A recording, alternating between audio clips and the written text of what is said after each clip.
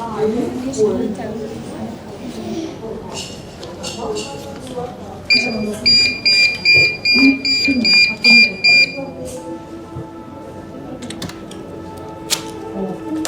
you, Grandpa.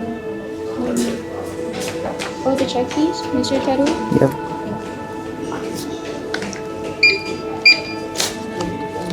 Grandpa, please. Thank you.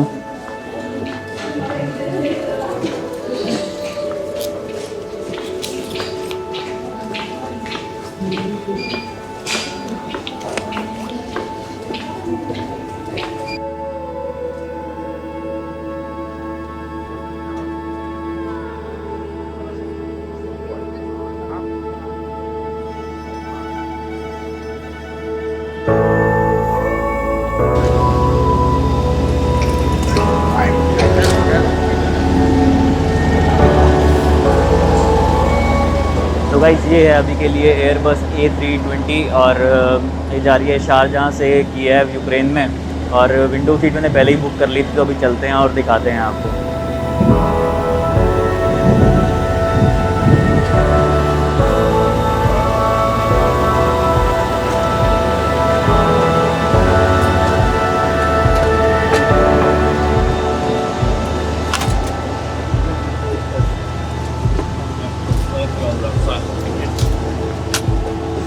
And it's 28 on the right side for that one.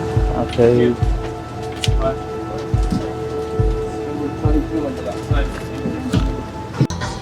तो ये है air Arabia की flight. Air Arabia है UAE की एक बजट कैरियर और काफ़ी किफ़ायती दामों पे इस पर टिकट होती है, तो इसलिए इसमें लेग रूम भी कम ही मिला हुआ है। ये देखो लेग रूम है, एक छोटी सी ट्रे है, ये हम बोल सकते हैं। बाकी विंडो सीट मिली है, ये मैंने पहले ही ऑनलाइन बुक कर ली थी विंडो सीट। और खाने को मिलता है लेकिन बहुत बेसिक टाइप का ही फूड है, पैक सैंडविच या फिर बर्गर टाइप से। बाकी आगे का रास्ता आपको दिखाते हैं। بعد الإقلاع سوف يقوم طاقم الضيافة بتقديم مجموعة من الأطعمة والمشروبات للتعرف على قائمة الوجبات وأسعارها. يرجى سؤال أحد أفراد الطاقم. شكرا. Ground staff to leave the aircraft, closing doors for departure. This flight is bound to Kiev.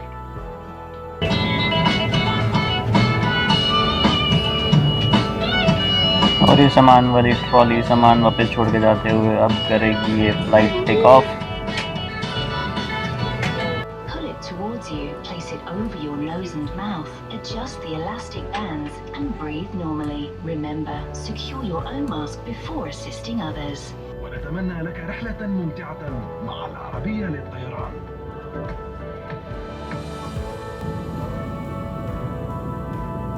और फिर मैंने उड़ान ली यूएई के शारजा इंटरनेशनल एयरपोर्ट से कीव बोरिस्पोल एयरपोर्ट यूक्रेन के लिए।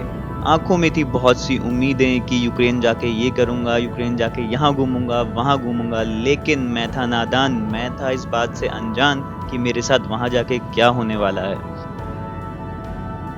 वैसे ऊपर से देखने में तो यूएई भी काफ़ी अच्छा लग रहा था। दूर दूर तक फैले रेगिस्तान और रेगिस्तान से मिलता समुद्र, काफ़ी अच्छा कॉम्बिनेशन है। लेकिन अभी के लिए इसको मैं कर रहा हूँ स्किप, क्योंकि दुबई और यूएई नहीं है एक अच्छी बैकपैकिंग डेस्टिनेशन। यहाँ पे है सब कुछ, रहना खाना बहुत ही एक्सपेंसिव, तो इसको रखते हैं हम बाद के लिए और अभी चलते हैं यूक्रेन।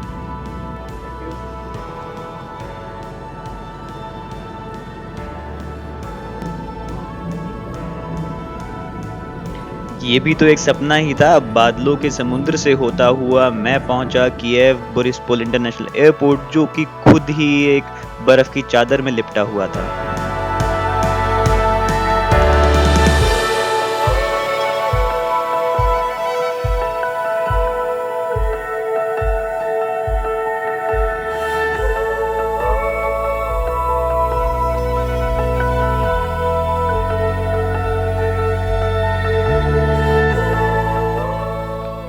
वैसे तो winters are not the best time to travel in Europe, but क्योंकि मोस्टली बहुत सी एक्टिविटीज़, बहुत सी टूरिस्टिक एक्टिविटीज़ यहाँ पे समर्स में रहती हैं। But due to corona virus सिर्फ यूरोप में यूक्रेन और सर्बिया ही कंट्री ओपन थी, तो मैंने प्लान किया कि पहले मैं जाऊँगा यूक्रेन और फिर मैं जाऊँगा सर्बिया।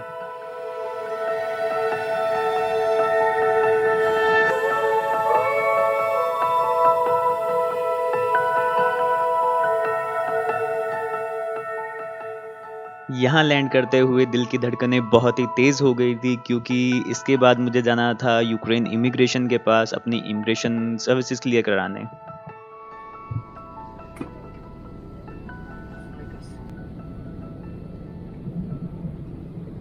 तो गाइस लगभग 12:30 बजे मेरी फ़्लाइट लैंड हुई कीव इंटरनेशनल एयरपोर्ट पे। और वैसे तो ये कैपिटल सिटी है यूक्रेन की, लेकिन बहुत ही छोटा एयरपोर्ट था। तो और जैसे ही मैं अराइवल जहाँ पे होता है वहाँ से बाहर निकला, तो वहीं पे था इमिग्रेशन काउंटर, जिसका बहुत सस्पेंस बना हुआ था कि वो मुझे अलाउ करेंगे या फिर नहीं करेंगे टू एंटर इन यूक्रेन। तो मोस्टली जो फ़्लाइट में लोग थे मेरे साथ, एयर अरेबिया की जो मेरी फ़्लाइट थी उसमें मोस्टली या तो लोकल्स थे यूक्रेन के, और या फिर आधे इंडियंस थे। तो इंडियंस जो थे वो सब थे स्टूडेंट्स। और ये मुझे रास्ते में पता लग गया था कि यहाँ पे सिर्फ टूरिस्ट सिर्फ मैं ही हूँ या फिर एक आध लोग और होंगे तो, बट मोस्टली यहाँ पे सब वही है, स्टूडेंट्स हैं। तो जैसे ही फ़्लाइट पहुंची उसके बाद इमिग्रेशन काउंटर पे एक छोटा सा फॉर्म भरने को कहा गया, और उसके बाद हम लगे इमिग्रेशन की लाइन में।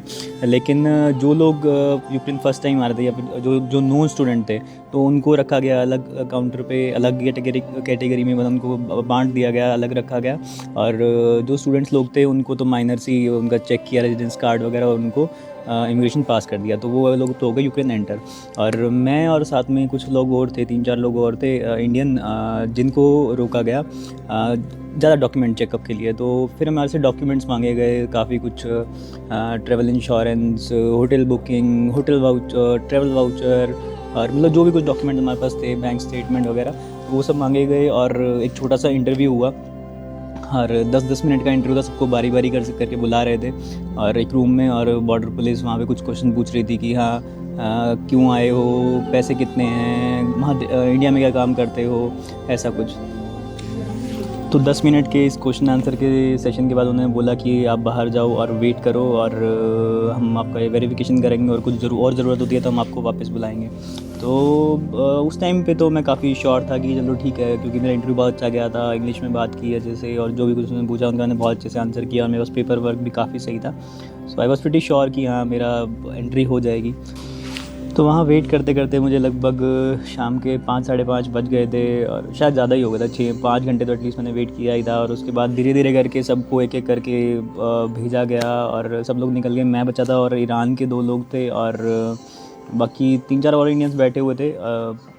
बट फिर मुझे बुलाया गया दोबारा से उसी रूम में, और सीनियर इंस्पेक्टर ने मुझसे बात की। सो ही सेड कि unfortunately we can't let you enter in Ukraine, हम आपको यूक्रेन में एंटर नहीं करने दे सकते, और आपको वापस जाना होगा इंडिया। तो मैंने उनसे पूछा, मैं मतलब मेरे तो पैरों तले ज़मीन खिसक गई थी कि भाई ये क्या हो गया। तो मैंने उनसे पूछा कि गिव मी सम रीज़न। सो उन्होंने कहा कि आपका जो टूरिस्ट इंटेंशन है, आपका पर्पस जो है वो क्लियर नहीं है।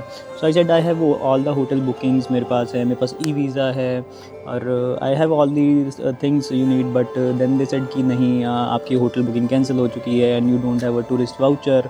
सो बेसिकली एक टूरिस्ट वाउचर होता है जिसमें जो यहाँ के किसी एजेंट से लेना पड़ता है, तो वो मेरे पास नहीं था। उसकी बजाय मेरे पास होटल बुकिंग्स थी, जिन पे उन्होंने ज़्यादा गौर नहीं किया। और एक चीज़ ये थी कि मेरे पास यूरो कैश नहीं था, मेरे पास मनी थी, अकाउंट में थी, 3-4 लाख में कैरी अकाउंट में था, प्लास्टिक मनी, क्रेडिट कार्ड था। लेकिन मे बी ये सब रीज़न्स को मिला के उनको सेटिस्फेक्शन नहीं हुआ कि मैं एक टूरिस्ट हूँ। मैंने बताया हालांकि कि मैं यूट्यूब व्लॉगर हूँ, अपना चैनल भी दिखाया, बट वो ज़्यादा कुछ सुनने को तैयार नहीं थे। और जस्ट उन्होंने मुझे एक लेटर दिया, उस पर मुझसे साइन करवाए, और जहाँ मैंने साइन नहीं किए, एंड उन्होंने कहा कि अपना बैग लो। इंस्पेक्टर मेरे साथ गया, बैगेज बेल्ट से मुझे बैगेज दिया, और उसके बाद ला के मुझे छोड़ दिया एक डिपार्चर, जहाँ से फ़्लाइट डिपार्चर होती हैं गेट्स के पास, लाके वहाँ लाके छोड़ दिया मेरे सारे लगेज के साथ।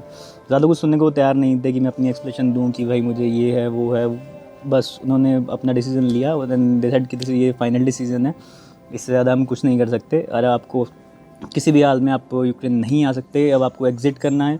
इसका मतलब ये नहीं है कि मुझे डिपोर्ट कर रहे हैं, डिपोर्ट नहीं हुआ हूँ, क्योंकि डिपोर्ट तब होता है जब आपकी एंट्री हो जाए। मेरी एंट्री ही नहीं हुई, so they denied my entry due to some reasons.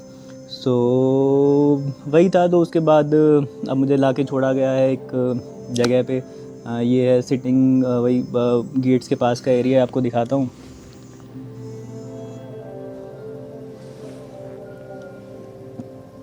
तो ये एरिया है जहाँ पे लाके मुझे छोड़ा गया है अभी। और समझ में मुझे जो इतना आया है कि बस जो लोगों ने मुझे बताया कि कि अब मुझे सेम कैरियर से ही जिस फ़्लाइट से मैं आया था उसी फ़्लाइट से वापस जाना होगा। मेरा पासपोर्ट भी इन्होंने लोगों ने रख लिया है, मुझे पासपोर्ट नहीं दिया है और बाकी डॉक्यूमेंट मुझे दे दिए हैं, लेकिन पासपोर्ट इन्होंने अपने पास रखा है। और वो मुझे बोल रहे हैं कि जब आपकी फ़्लाइट आएगी तो तब आपको ये पासपोर्ट मिलेगा, तब तक आपको यहीं वेट करना है। तो ये भी इन लोगों ने नहीं बताया, मुझे यहाँ पे एक भाई मिले तो उन्होंने मुझे बताया। तो ये कहानी है यूक्रेन की। अगर आप भी आ रहे हो तो भाई इस टाइम पे मत आओ, इस टाइम पे मत करो ट्रैवल, बहुत मुश्किल हो जाएगा। और अगर आना ही है तो आई होप स्टिकर वीज़ा जो हमारे को एम्बेसी से ही मिलता है तो वो लेके आओ, तो बाकी उसके बिना तो मुश्किल है। या फिर अगर रिस्क लेना चाहते हो तो ट्रैवल वाउचर ज़रूर बना के आओ, उसकी शायद $150 फ़ीस लगती है, कैलकुलेट कर लो 12-13 हज़ार हो गया आई गेस। तो वो फ़ीस लगती है, तो उससे आपको इंश्योरेंस मिल जाता है, होटल बुकिंग मिल जाती है और काफ़ी चीज़ें, गारंटर मिल जाता है यहाँ पे, तो उससे आपको इजी हो जाएगा। क्योंकि एक लड़का मुझे और भी मिला था, सो दुबई से आया था इंडियन ही, तो उसके पास ट्रैवल वाउचर था, तो उसकी वजह से उसको एंट्री मिल गई और मेरी डिनाई होगी। और कैश तो उसके पास भी नहीं था, उसके पास बैंक अकाउंट स्टेटमेंट थी, बट बाकी इंडियन पासपोर्ट की वैल्यू है नहीं। आज समझ आ गई ये चीज़ ना कि भाई करना पड़ेगा, या तो अपने पास कुछ हो, शेंगन वीज़ा हो, US वीज़ा हो, UK वीज़ा हो, अच्छी स्टैम्प्स हों। ये वाले एशिया की स्टैम्प्स लेके यूरोप में आप नहीं ढंग से घूम पाओगे। और तो ये है, बाकी अभी ये वीडियो यहीं एंड करता हूँ और देखते हैं, अब आज की रात यहीं निकालनी पड़ेगी, आगे क्या होता है क्या नहीं होता। बहुत मुश्किल हो गई है, बट आई होप सीखूँगा मैं इन सब चीज़ों से। बाकी यहाँ पे रात को क्या होता है क्या होगा कल मेरा वो दिखाऊंगा मैं आपको अगले वीडियो में। तो आई होप मेरा दिन तो बहुत ख़राब गया, आई होप ये वीडियो आपको ठीक ठाक लगा हो। तो अच्छा लगा हो तो लाइक शेयर शेयर कर दो, ताकि कोई यूक्रेन आ रहा हो तो मुझे भी जैसे पता लग जाता, तो मैं भी बहुत तैयारी जाता था, ये शायद ना ही आता। तो आप शेयर करो, तो अगर कोई आ रहा हो तो उनको पता लग जाए कि इस टाइम पे नहीं आना चाहिए यूरोप में स्पेशली। और बाकी मिलते हैं नेक्स्ट वीडियो में, तब तक के लिए take care, bye bye, sayonara.